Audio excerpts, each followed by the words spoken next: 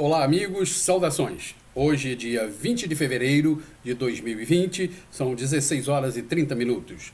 Sou Dom Paulo de Bel, editor do blog e do canal do Sindicato do Povo.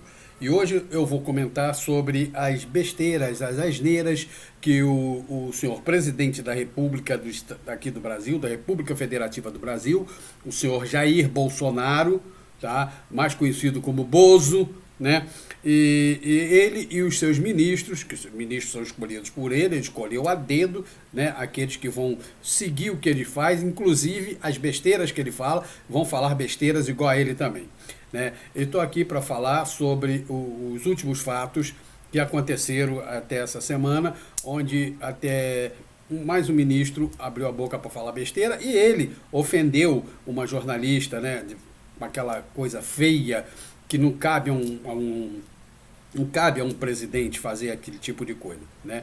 Então, antes de mais nada, eu vou fazer como todos os outros bloqueios, os pessoal dos outros canais fazem, e pedir, vai lá, dá um joinha lá para aumentar a frequência do canal, divulgue o meu canal para os outros, que eu vou botar aí embaixo, divulgue o blog do Sindicato do Povo, onde eu escrevo mais sobre essas coisas, né? E depois venho aqui e faço um comentário rápido sobre o que eu escrevi. Hoje eu vou comentar sobre duas postagens do blog. A postagem 2020, acho que é de 18 ou 19 de fevereiro, a número 0991, né, e a 0992. A 0991 diz que não é só o Bolsonaro que fala besteira. Essa epidemia, né, já pegou nos ministros também, né, porque há de se esperar que ministros, pessoas que vêm da vida militar, não façam esse tipo de coisa. E está pegando para o general Augusto Heleno, o Augustinho Carrara, dentro da fazenda lá, né? E a outra, que é essa agora, que diz que o exemplo vem de casa, né? O Bolsonaro faz, os outros vão e fazem igual, né? Então, vamos lá, né? O cara não se cansa de falar besteira, né? Cada dia ele tem uma diferente, né? Então, se somar todas as besteiras que o Bolsonaro falou, bem dizer, dá uma por dia, porque teve dias que ele não falou nada, porque ele não apareceu, mas teve dias que ele falou 3, 4. Né? Então, isso daria uma média de uma por dia.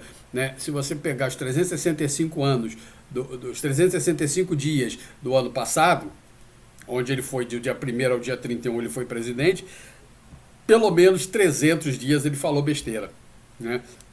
Aí você tira 52 sábado, 52 domingo, né? Talvez ele tenha falado mais do que os dias normais, né? Pessoal, desculpa, mas eu estou tendo aqui uma crise de soluço aqui, que tá toda hora eu estou, né, dando uma coisinha aqui, né? Então vamos lembrar que em 1900 antigamente tinha um cara, um jornalista, que ele era chamado de Stanislau Ponte Preta. Ele escrevia em jornais, revistas. Quem é da época lá atrás conhece revista O Cruzeiro, Fatos e Fotos, o jornal Correio da Manhã, o jornal O Dia, que todo mundo sabe que ainda tem até hoje. Existia também o jornal A Noite, entendeu? Que o prédio ainda existe, ali na Praça Mauá, onde fizeram aquele museu bonito aqui no Rio de Janeiro, fizeram aquele museu bonito. Em frente tem um prédiozão grandão, antigo, não é o moderno não, o moderno é mais moderno, mas o prédio antigo era a sede do jornal A Noite, onde tem acho que ainda tem até hoje a Rádio Nacional ali naquele prédio. Então ali naquele prédio era um prédio que, culturalmente falando, ele tinha muita coisa do noticiário, da coisa, né? E aí, nós vamos lá. O Stanislau Ponte Preta, ele lançou, né, as certinhas do Lalau, que botavam as mulatas, né, lá bonita de escola de samba. E aí ele também fez um outro negócio, um negócio chamado Fé Beapá. Teve até música, Fé Beapá. Não sei cantar música, mas é por aí, né? Então ele fez o FEBEAPA. O que é o FEBEAPA? Daquela época, né, serve para hoje. E se botar o FEBEAPA lá no palácio, lá na fazenda de Moares, tá certinho. FEBEAPA, Festival de Besteiras que assolam o país. Festival de Besteiras que assolam o país. né? E isso era feito, né, as besteiras praticadas pelos políticos da época, né? Então, naquela época, os políticos daquela época, eles também se degladiavam, como os de hoje, né? Mas eles se degladiavam e faziam as besteiras dele, e o Stanislau, eu esqueci o nome do Stanislau, daqui a pouco eu me lembro do nome dele, mas ele era conhecido como Stanislau Ponte Preta, era Sérgio Porto, jornalista Sérgio Porto. Em alguns lugares ele assinava a coluna como Sérgio Porto, né? Ele fazia um trabalho mais sério. E quando ele assinava essa coluna, ele assinava como Stanislau Ponte Preta. E teve até um fato engraçado, né? Que ele noticiava essas coisas assim. Então ele satirizava as notícias, pegava uma notícia que era verdadeira e satirizava ela com humor, né? E botava a notícia no jornal com humor. Naquele tempo a televisão era muito diferente da de hoje. Então você tinha muito mais noticiário no rádio, no jornal escrito, na imprensa escrita, nas revistas, nos jornais escritos, do que na televisão. A televisão era muito diferente do que é hoje, né? E aí ele fez o Stanislau Ponte Preta, ele fez uma reportagem dessas, e onde ele satirizou um grego chamado Sófocles. Sófocles, ele era um teatrólogo, né? Então ele fez um teatro e coisa assim bem estapafúrdia para a época, coisa e tal. E daí ele lá se deu bem lá, o Sófocles se deu bem lá, né? E aí ele fez ali pedindo no tempo da ditadura. O cara já morreu há séculos, o cara é lá daquela Roma antiga, aquela Grécia antiga, aqueles troços, né? Aquele tempo dos cavalos, aquelas coisas, das bigas, corrida de biga, o caramba, né? E aí ele fez e disse que a ditadura deveria de mandar prender o Sófocles, que já tinha morrido há séculos, há mais de sei lá, mais de 1000 anos, né? E a ditadura devia de mandar prender ele, porque ele fez uma peça daquela e esclareceu como é que eram as coisas da peça. Pasmem, não é? Não é que os censores do tempo da ditadura foram procurar pelo Sófocles. Aí, como não achavam o Sófocles, ele dizia que o Sófocles, ele era daqui, o Stanislau era daqui do Rio, mas ele dizia que o Sófocles era de São Paulo. E a Polícia Federal, a polícia daquela época, da ditadura, foi procurar o Sófocles em São Paulo. Como andou e não achou, o serviço de inteligência na época estava se sentindo humilhado com aquilo, então vieram atrás do Stanislau, né? Vieram atrás do Stanislau Ponte Preta, não do Sérgio Porto, né?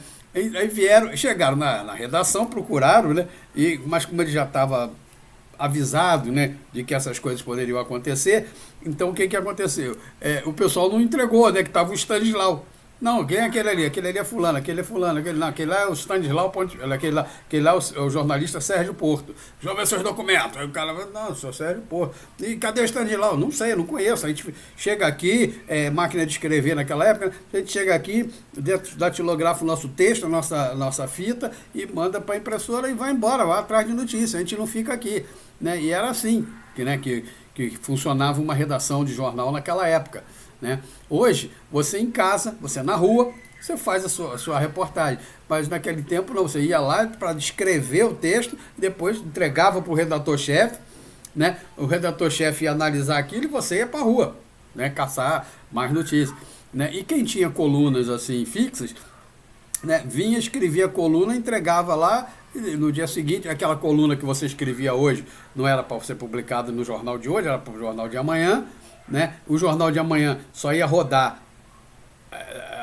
quer dizer, o jornal que iria pôr depois da manhã, porque só ia rodar as máquinas amanhã à noite. Então hoje você entregava para dar tempo do redator analisar, né? E era por aí. E aí os caras foram atrás do Sófocles e não acharam. Foram atrás do Stanislau Ponte Preta, não acharam. E ele se livrou do tempo dos ditames da ditadura, né? Mas o Sérgio Porto, né, Como são burros mesmo esses caras, né? Cara, pô, tudo inteligente, tudo milico, tudo fadado, tudo machão, porrada na cara, tortura, o caramba, mas burro pra cacete, né? Bom, eu pretendo fazer aqui também um outro negócio, mostrando o, o- os generais, né, os militares que do tempo da ditadura, aonde eles estão hoje. Muitos deles estão aí, ó, no governo Bolsonaro. Eles eram miliquinhos lá na AMAN, lá em Resende, eles eram miliquinhos nas outras academias militares aí, tá? E hoje estão aí como generais lá, do tempo do Bolsonaro, né? Mas aí depois eu vou fazer essa postagem aí também, né? Mas aí, voltando a falar, né, o Bolsonaro começa a falar esse monte de besteiras, né, quando ele sai do palácio, ele para o carro lá naquele troço, desce, faz, o negócio é parar, já é programado, vai com o carro, para ali, ele abre a porta, desce, aí vai lá e dá entrevista, aquele monte de microfone lá na mão, ele vai lá e fala as asneiras dele. Aí a Clap, que já está ali pronta para isso, bate palma para ele, "Ê!", né? Os jornalistas que estão ali prontos para saber o que ele quer que divulgue, o doutor quer que divulgue hoje. Né? Hoje eu quero que divulgue que a jornalista lá queria dar o furo para mim. E aí vai um bando de idiota e faz isso. Amanhã, quando ele quiser o furo desses idiotas, jornalistas idiotas que foram lá bater palma pro Bolsonaro, enquanto ele defamava a sua colega, amanhã ele vai defamar você, idiota. Não perde tempo não, porque é isso que vai acontecer. O Bolsonaro não tem, ele não tem consciência do que ele faz, né? Tanto que a gente vendo aqui as coisas, pesquisando na internet, eu achei aqui um documento, uma reportagem, um documento, um artigo aqui, que dizia que na avaliação dele, ali em Deodoro, aqui no Rio de Janeiro, quando ele serviu lá no PQD, os superiores dele avaliaram ele como um extremista obcecado, né, por variações financeiras. Ele era obcecado, né, por dinheiro, né, e chegava a maltratar os colegas dele, né, os subordinados dele. Ele esculhambava com os subordinados dele, porque o negócio dele era pensar em dinheiro. Tanto que ele fez aquele artigo, publicou na revista Veja, se eu não me engano, falando que os militares ganhavam mal, né? Mas ele não falou que o soldado ganhava mal, ele não falou que o cabo ganhava mal, não falou que o terceiro, segundo e o primeiro sargento e o suboficial ganhavam mal. Ele falou que os oficiais ganhavam mal. Ele era, parece que, tenente naquela época, né? Depois que ele foi a capitão, mas eu já era capitão, estava recém-capitaneado. E aí ele falou, né, que os oficiais do grupo dele ganhavam mal. Tá? E foi preso por causa disso. Né? Ganhou 15 dias de cadeia, né? E sabe que cadeia de oficial é alojamento, né? O cara ficar no alojamento não pode sair do alojamento, mas ele foi para cadeia. E ganhou uma mancha na ficha dele, que é medido, né, a punição que ele tem durante um certo tempo. Aquela punição varia. Então a ficha dele não é mais a verde e amarela, a ficha dele já perdeu a cor. Ele fez besteira desde aquela época, fazia desde aquela época, continuou fazendo, veio ser deputado, ele foi deputado estadual. Como deputado estadual não apresentou nenhum projeto, não apresentou nada, porque ficou 2 anos, e como 2 anos ele saiu para ser deputado federal. E como deputado federal, ele ficou 30 anos, apresentou 170, pena que faltou um para ficar igual a ele, mas apresentou 170 projetos. Dos 170, só 2, eu falei 2, 1 mais 1, né, que passaram. Sabe por quê? Porque os 2 projetos que passaram não era só dele, era coautoria. E aí o empenho foi mais dos outros coautores do que dele. Sabe por quê? O que o pessoal justifica os projetos do Bolsonaro, os outros 168 não terem passado? Inconsistência política. O projeto dele não tem pé nem cabeça. Ele diz assim, eu vou fazer um projeto para pagar mais um militar. Aí ele diz lá, em vez dele justificar, fazer aquela justificativa como tem que fazer, ele chega lá e diz assim, tem que pagar aí, porra! Né? É assim, né? Que ele fala, porra! Né? Tem que pagar aí, ok, tá ok. Então, ele é assim. Ele não dá uma justificativa na coisa que ele faz. Agora não, ele está lá na presidência, ele tem um bando de gente em volta dele para trabalhar essas coisas para ele. Ele chega lá e diz, aí, faz um projeto aí que eu quero transformar merda em ouro. Ele vira as costas e os caras que se virem lá. Como é que vão fazer o projeto? Depois ele vai lá e cobra. Aí, cadê o projeto que eu pedi para fazer, transformar merda em ouro? Ainda está saindo aqui, mas estou com uma dúvida aqui se vamos botar ouro ou se vamos escrever AU, que é o símbolo do ouro. E qual é o símbolo da merda? ME ou MD?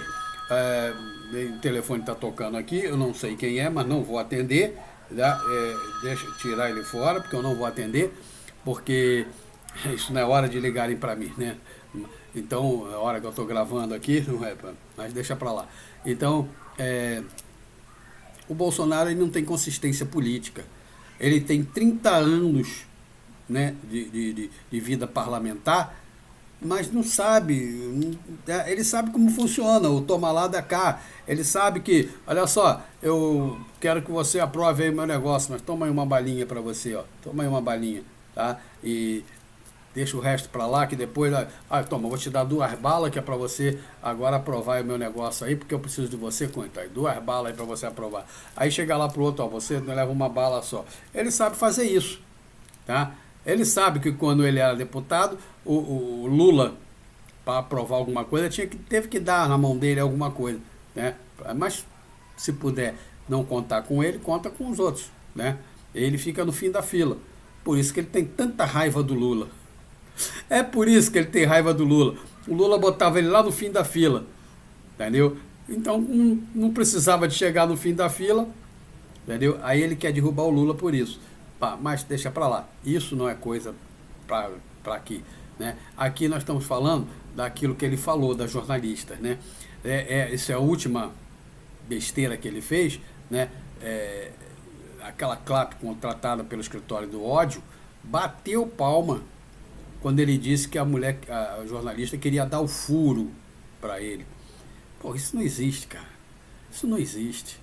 Um presidente da República, no mandato, no exercício do seu mandato, que a partir do momento que ele sai de uma casa oficial, uma casa que representa o governo, e vem, para na porta lá para falar com o povo, com o jornalista e com o povo, e ele travestido de presidente. Ele não estava travestido de Bolsonaro, ele estava travestido de presidente, né? Então, ele para ali e fala uma coisa dessa, esse presidente está ofendendo o seu cargo, né? Aí a Constituição diz assim, o artigo 86, se eu não me engano, da Constituição, diz que o presidente não pode ser preso. Ele só pode ser preso depois de julgado pelo Congresso e pelo STF. Aí sim ele pode ser, se for condenado nos dois, aí ele pode ser preso. Do contrário, ele não pode. Aí tem que esperar acabar o mandato, ele não se eleger de novo, e aí ele pode ser preso. Acabou o mandato, presidente, está aqui, só está preso, vamos embora. Que nem aconteceu com o Temer, né? O Temer sofreu as algruras dele lá, mas não pôde ser preso. Ele só pôde ser preso depois que ele largou o poder. Aí está respondendo em liberdade lá, coisa e tal, sei lá, se foi julgado, se não foi, eu não sei, né? E você vê que a Dilma foi a mesma coisa. A Dilma foi julgada pela Câmara, pelo Congresso Nacional. O Congresso Nacional aprovou, ela foi presidido pelo Supremo, que foi o Lewandowski, né, que foi lá presidir, sentou na cadeira lá, presidiu o julgamento dela, depois foi lá pro jogo. Aí ela fechou um acordo antes. Fecharam um acordo antes para que ela não fosse excluída por total, ela abandonaria o posto, daria a vaga para o Temer, pronto, né? Estiraram a Dilma, mas fizeram né, uma prévia de um julgamento para ela. E o Temer não teve esse julgamento, né, porque faltava pouco, aí deixaram ele, bom, acabou, agora prende ele, pronto. Aí ficou assim. Mas o Bolsonaro, falando essas coisas, ele está no exercício da função dele, Ele é passivo. Agora, só que para isso, isso tem que sair da Procuradoria-Geral da República, da PGR. Quem é que manda na PGR? Um indicado por ele. Ele foi lá e disse: Augusto Aras, é você que vai ficar lá. Agora me defende, tá ok? Aí tá lá. Então, se aí eu, cidadão, sou ofendido por ele, eu vou lá na Procuradoria: Seu procurador, o presidente me ofendeu, quero que o senhor providencie aí agora aí para mandar ele para o Congresso. Pronto. O Augusto Aras diz assim: nem vou nem dar bola para esse mané aí. Aí você acha que eu, se for ofendido por esse infeliz, eu vou procurar a Procuradoria? Mas nunca. Se eu tiver que ser ofendido por esse cara, eu pego ele na rua. Eu como ele no tapa na rua, pode vir com 500 capangas cercando ele. Eu subo em cima de uma torre, de lá de cima eu faço o que ele gosta, ó. Ó, o que ele gosta, ó. Lá de cima da torre, em cima dele. Essas torres de telefonia aí é ótimo para fazer isso, sabe? Cara, eu tô dando ideia para maluco. Tô dando ideia para maluco. Mas se fosse do tempo do John Kennedy, tá? Aquele maluco que fez de cima do prédio, agora faria de cima dessas torres aí de telefonia, né? Fica ao ar livre, lá de cima, com um fuzilzão bom desse agora, pô! Cara, não tem como errar, né?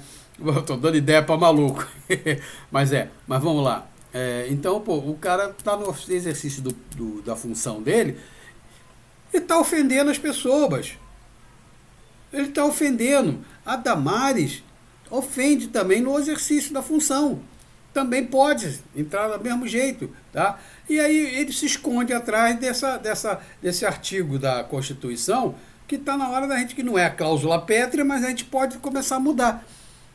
Só que esse artigo diz que é o presidente, diz que é o vice-presidente, diz que são os ministros do executivo e diz que é o presidente, os componentes da mesa das duas casas legislativas, que é o Senado e a Câmara dos Deputados, e o pessoal do Supremo. E eu acho que fala do STF também, eu preciso ler direito, né? E aí, cara, os caras escondidos atrás disso ali, amparados por aquele escudo ali, eu vou rir de você, e ficar debochando da gente.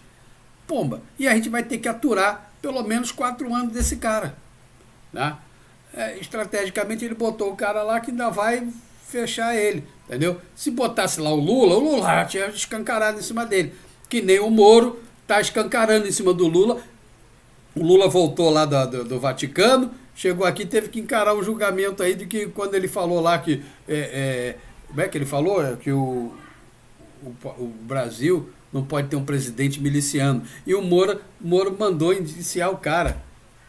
Os caras da Polícia Federal, tá tudo, ó, apertadinho, ó, não passa nada. Os caras da Polícia Federal, tá dando, não fizemos nada que o Moro mandou, não. Ele chegou só uma coisa, nós tivemos que investigar. Investigaram e disseram que não tem nada a ver. Aí o Lula se livrou de mais uma, passou por cima de mais uma. E daí, né?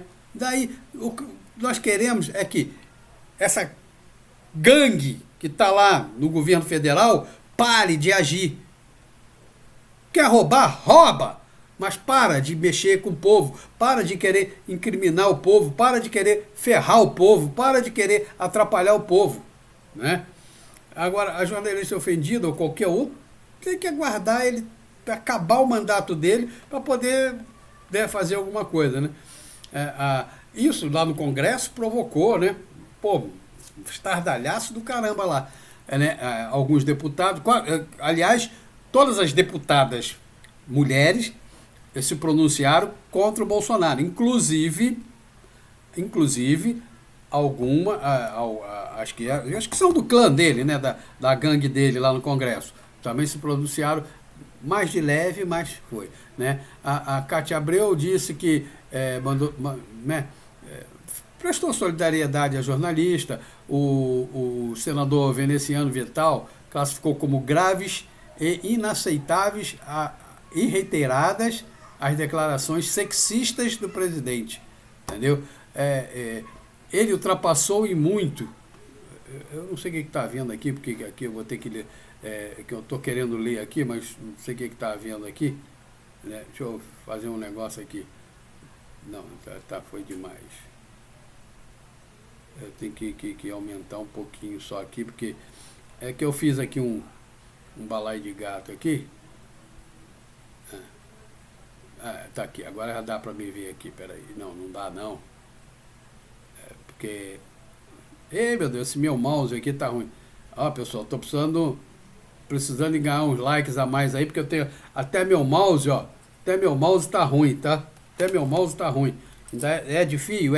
Mas até ele tá ruim. Então, tô precisando ganhar uns likes aí. Vai, divulga meu coisa, pede seus amigos para verem o meu blog, dá-lhe um like lá, que eu preciso de aumentar meus likes. Tá? As associações de classes jornalísticas também, todas elas se pronunciaram. A OAB, cara, eu fico vendo. O Santa Cruz, que é o presidente da OAB, que foi ofendido pelo Bolsonaro, foi até simpático com ele, cara. Entendeu? Talvez por educação. Talvez o cara esteja lá dentro, né? Mas talvez por educação ele foi simpático. Talvez pela postura do cargo que ele ocupa, presidente da OAB em todo o país,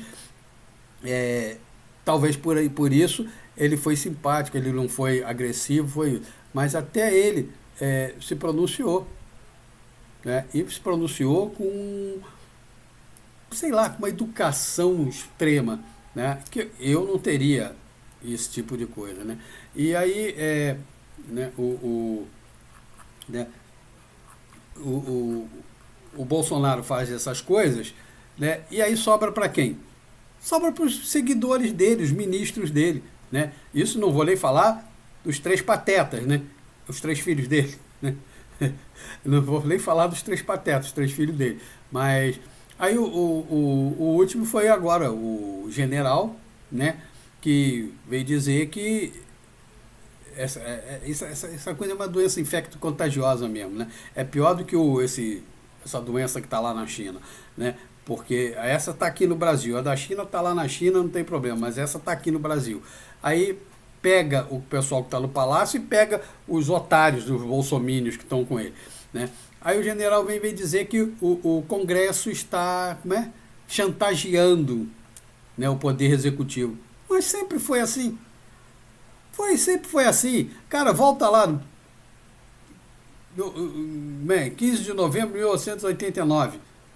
Desde ali, Deodoro da Fonseca, dali para cá, teve que negociar, teve que fazer, toma lá uma balinha, toma, agora me dá o que eu quero, entendeu? Teve que fazer isso, tá?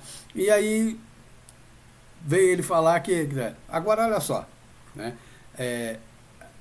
Os primeiros deslizes nem foram percebidos, né, quando esses generais, né, a gente prestava mais atenção no Weintraub, Weintraub, tá? A gente prestava mais atenção no Weintraub, na Damares, no Ricardo Salles, né? A gente prestava, aquele outro das laranjas, né? A gente prestava mais atenção neles e não prestava atenção nos ministros militares, né?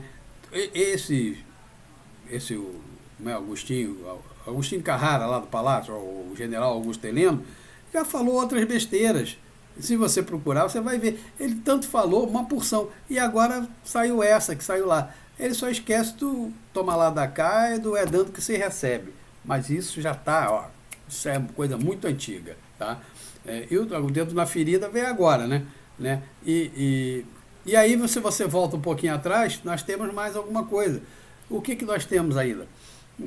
O Paulo Guedes falando das empregadas.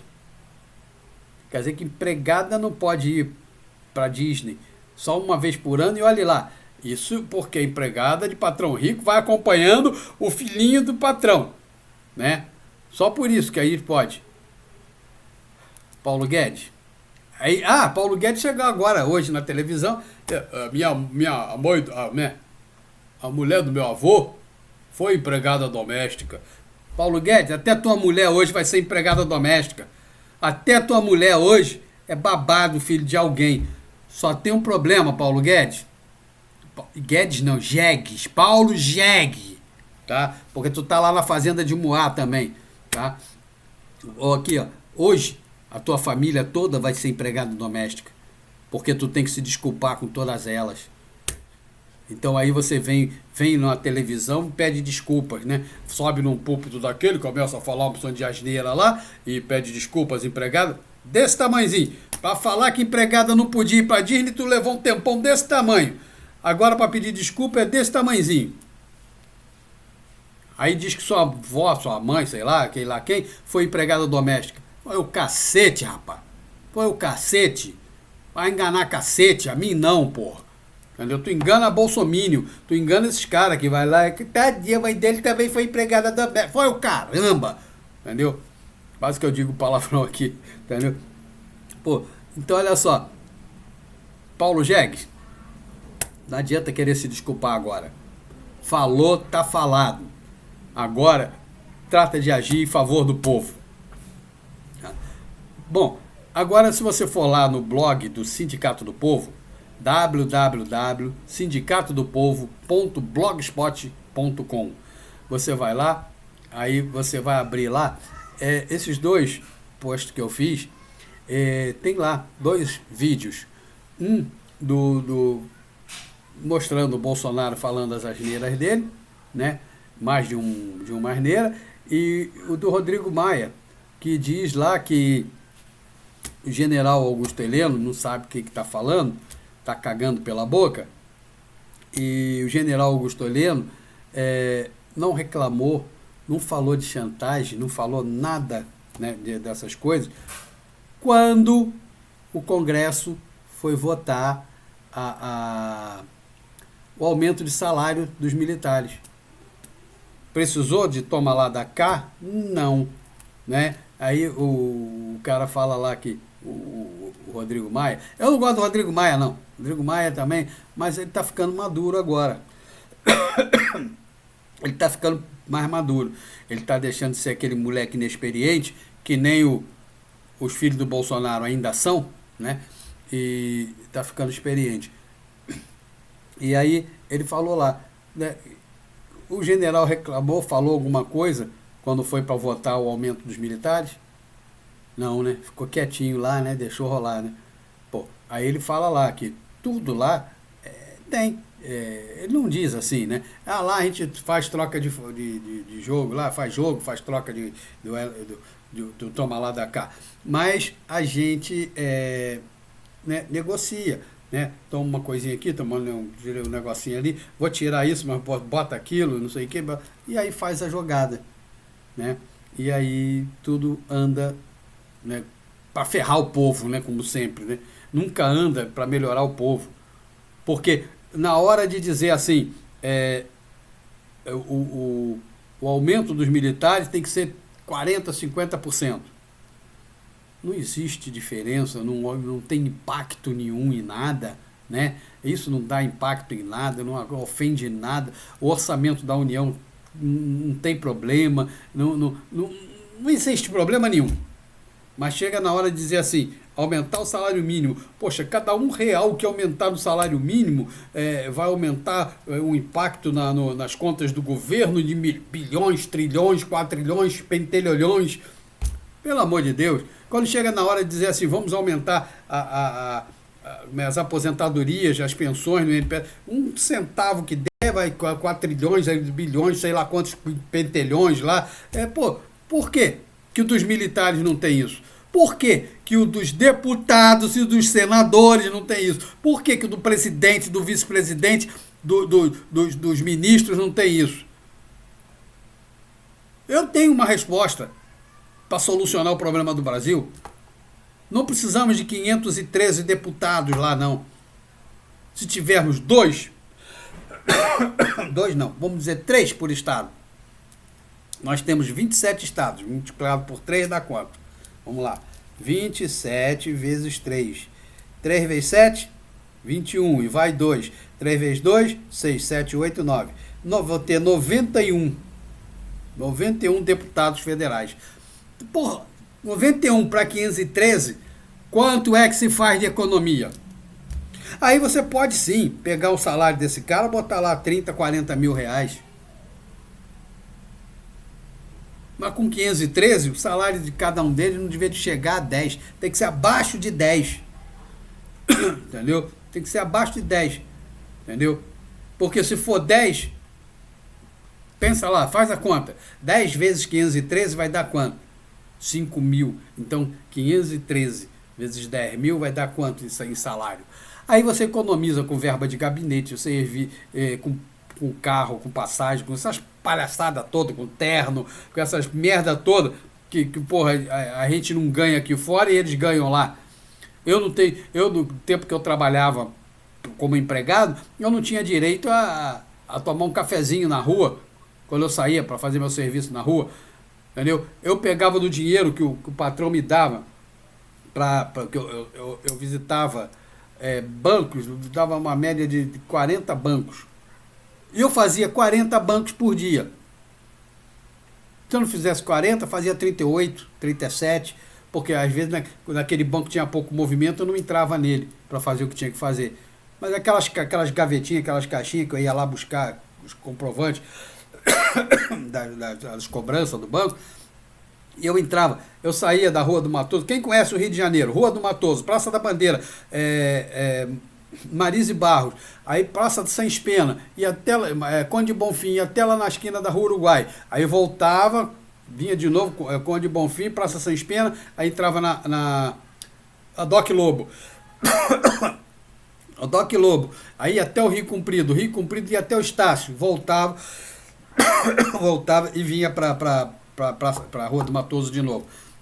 Fora quando eu não tinha que ir na cidade. Um banco ou outro que eu tinha que ir lá na cidade. Tá? E eu fazia esse percurso todo dia a pé. O patrão me dava, vamos dizer, como se fosse hoje, R$10 e eu tinha que gastar 15 de ônibus. Entendeu? E não valia a pena às vezes, porque eu pegava aqui nesse ponto, né? E quando eu descia no outro ponto, para entrar no outro banco, então eu ia a pé, um ponto para o outro, sempre é perto. Né? Mas eu fazia isso tudo a pé. Eu entrava antes da hora no banco, eu entrava depois da hora no banco, mas eu chegava lá um dia, quando o guarda dizia, tá fechado, não pode entrar. Aí eu ficava lá esperando a hora, igual um humildezinho, aí dizia pro guarda, pô, me arranca um cigarro do teu, cara, que eu vou ter que ficar aqui esperando. Aí o guarda me dava o cigarro, eu olhava o cigarro do cara e dizia assim, ele fuma Minister. Ele fuma Hollywood. Aí eu ia lá, comprava 3, 4 maços, com o dinheiro da passagem. 3, 4 maços do cigarro que ele fumava. Aí chegava lá e dizia assim, senhor guarda, lembra aquele cigarro que você me deu ontem? Toma. Não, pode ficar aí, porque isso aí, pra mim, isso é mole. Toma aí. Aí quando chegava de novo lá, o guarda mandava eu entrar. Toma lá da cá, dando que se recebe. Olha aí, então eu tô negociando, né? Aí eu entrava, depois da hora, antes da hora. Chegava na caixa do banco, normalmente eram caixas mulheres, aí eu olhava, pá, e ela gosta de usar brinco, ela gosta de cordãozinho, ela gosta de pulseirinha, anelzinho. Aí eu passava num camelô, comprava lá, pá, aí chegava assim, pegava ela, os documentos que eu ia pagar no banco, dizia assim, botava assim, e pegava um envelope, botava assim em cima, dizia, cuidado quando abrir o envelope aí, que tem um negócio aí que pode cair, tá? Aí quando ela, não precisava, sei que, não, você merece, é toda enfeitadinha, toda bonitinha, você merece, tá? Pô, não tinha um dia que eu não chegasse lá, que ela não me atendia, entendeu? Me atendia sempre, entendeu? E aí eu fazia isso, tanto que quando chegou na época de Natal, que o gerente pegou e disse assim, ô Paulo, você vai levar essa garrafa de whisky ou de vinho, vai entregar pro gerente fulano de tal. Aí eu cheguei pro meu gerente geral da empresa, falei para ele assim, né? Esqueci o nome do homem. Seu Geraldo, eu não vou levar não. Aí ele, por quê? O cara nunca me atendeu. O senhor pedia para me procurar ele nunca podia me atender. Eu resolvi, todas as vezes que o senhor pediu para mim ir lá procurar por ele, eu resolvi com outras pessoas. Não levo para ele. Eu preferia que o senhor fosse lá e entregasse. Agora, para todos esses outros que me atenderam, eu já levei. Você levou o quê? Eu levei um presentinho para cada um. Você comprou com o seu dinheiro? Eu digo, não. O dinheiro que o senhor me dava para passagem, eu comprava um brinquinho e dava para a caixa, eu comprava um maço de cigarro, dava para o guarda, pro supervisor Bradesco, tinha muito supervisor de caixa, né? Eu pegava para os supervisores, eu comprava uma caneta, entendeu?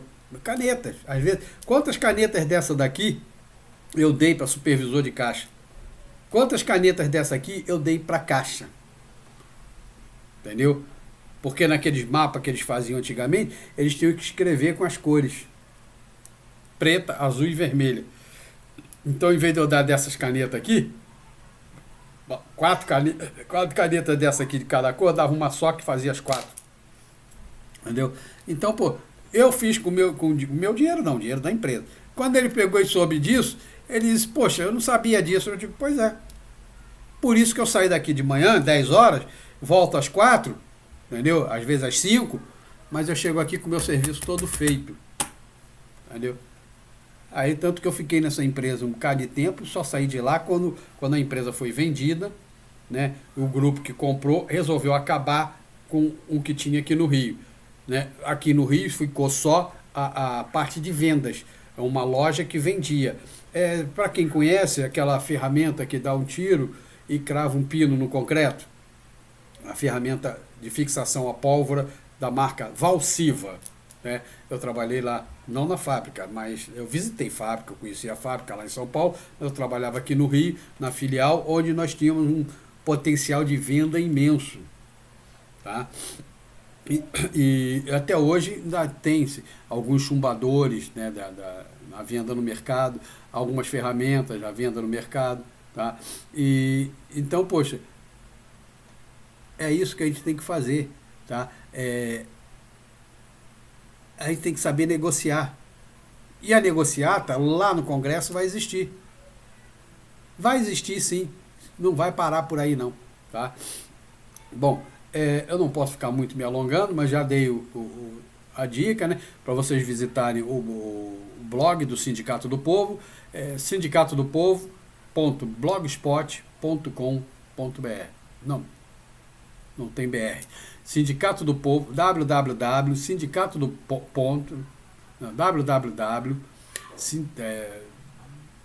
peraí, agora me enrolei. Né, vamos simplificar a coisa. sindicatodopovo.blogspot.com. Né? Aí você abre lá, que você vai ver lá vários artigos falando muita coisa sobre muita coisa. Né? Esse agora eu estou comentando essas duas últimas publicações e prometendo que eu vou fazer agora a publicação dos militares do tempo da ditadura, onde é que eles estão agora, quem está no poder com o Bolsonaro. Tá? Eu sou o Dom Paulo de Bel e me despeço aqui, pedindo a vocês, agradecendo a vocês e desejando a vocês um bom fim de semana. Boa noite.